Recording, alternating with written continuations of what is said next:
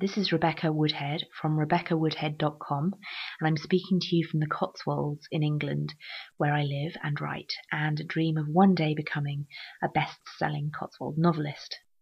Now, at this point, I'm not published and I don't have an agent, so it does seem like a little bit of a far-off dream, but I have some amazingly supportive followers online, and I'm fairly sure one way or another they're going to get me published.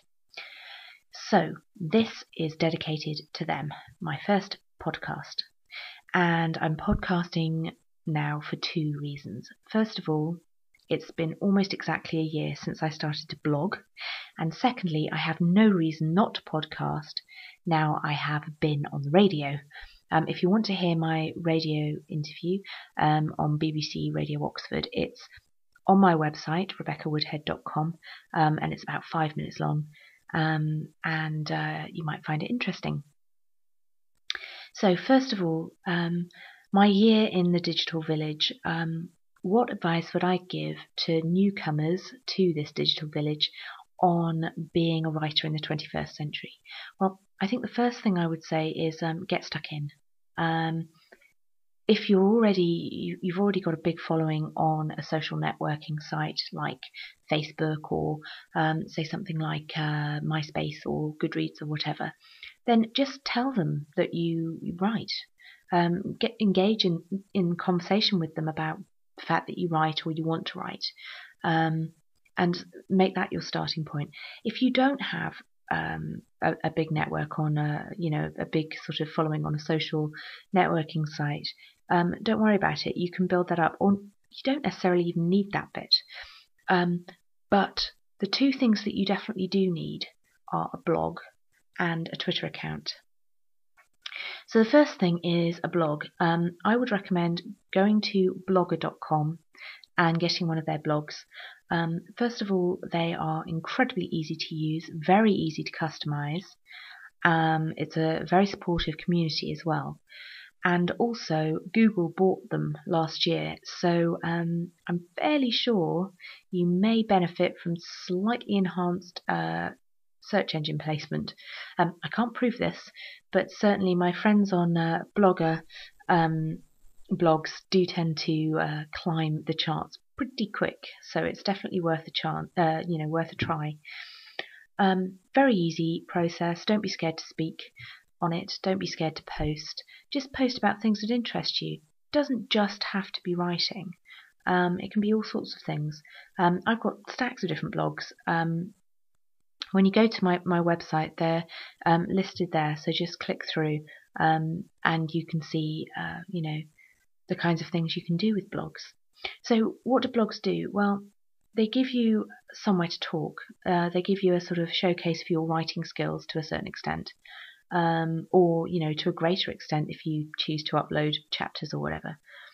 But they're mainly great for building a community of supporters, and those supporters may not just be readers, it could be writers as well. Don't be scared of other writers. They're really not competition. Everybody has a unique voice, and other writers will respect yours just as you respect theirs. So don't be scared of them. Embrace them and chat and share stories and be wonderful to each other. The other thing that you need to do is get your Twitter account up and running. Why? Well, if you ever want to send your work to a publisher or an agent, you need to understand more about them. You need to understand what their job is about. And there's nothing like Twitter for getting that information. And it also puts a different slant on things for you.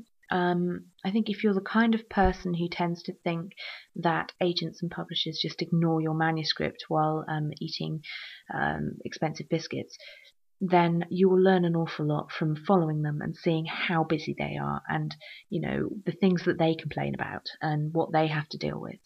And also you can join the dots yourself. If you're following booksellers and you're following journalists and you're following publishers and agents, for example, you will get to find out the news stories impacting on the booksellers, and you can work out how the news stories impacting on the booksellers are going to impact upon the publishers, and then that's going to affect the agents. And it's just very obvious. It's very out in the open. and you get to see people as human beings rather than just this big hierarchy that somehow excludes you.